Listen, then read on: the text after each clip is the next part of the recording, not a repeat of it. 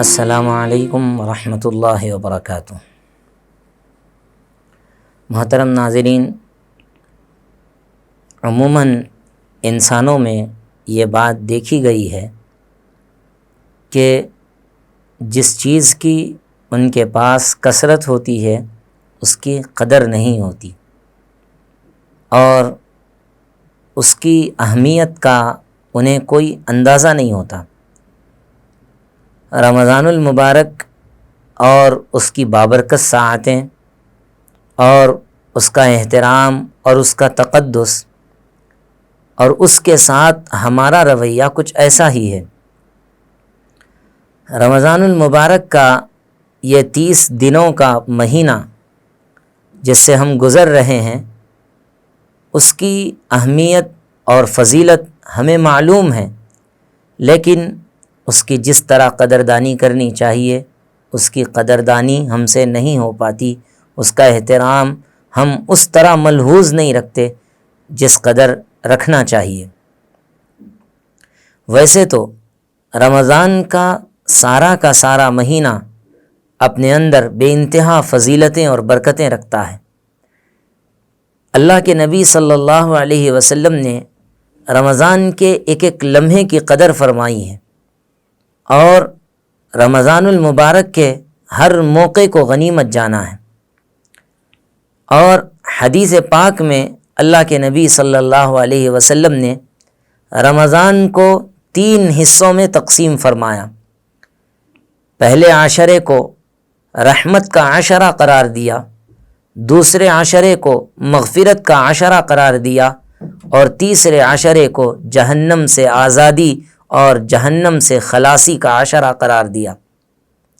ہم 2 عشرے گزار چکے ہیں اور تیسرے عشرے میں داخل ہو چکے ہیں۔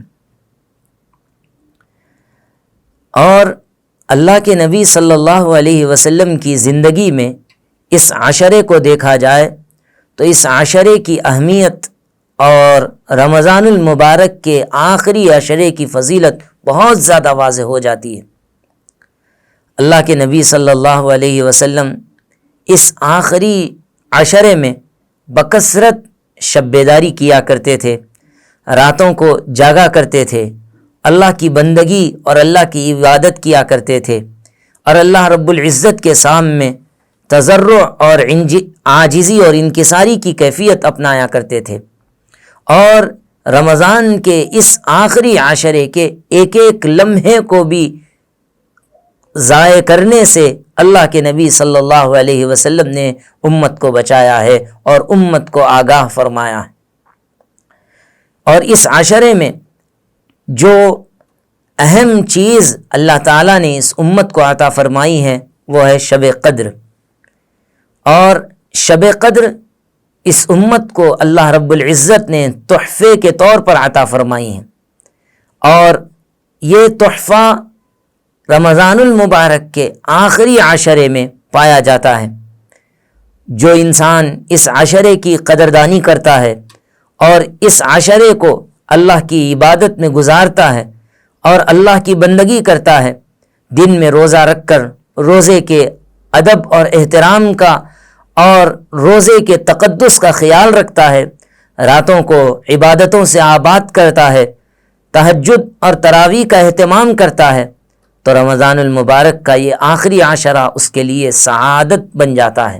اس کے لیے اگلی 11 مہینوں والی جو زندگی ہے وہ اس کے لیے رمضان المبارک کا مہینہ بہترین نمونہ بن جاتا ہے۔ اس کے لیے ضرورت ہے کہ ہم اس آخری عشرے کا احترام کریں۔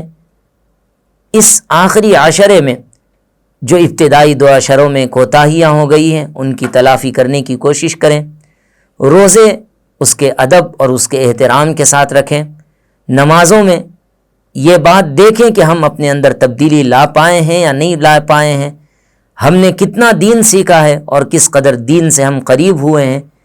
یہ آخری عشرہ ایک ایک لمحے کی قدردانی کا ہے اور ایک ایک منٹ کی قدردانی کا ہے، اس کو ضائع کرنے سے بچیں۔ دن کو روزے کے ذریعے سے، رات کو عبادت کے ذریعے سے آباد کرنے کی کوشش کریں۔ اللہ پاک ہم کو عمل کی توفیق عطا فرمائے۔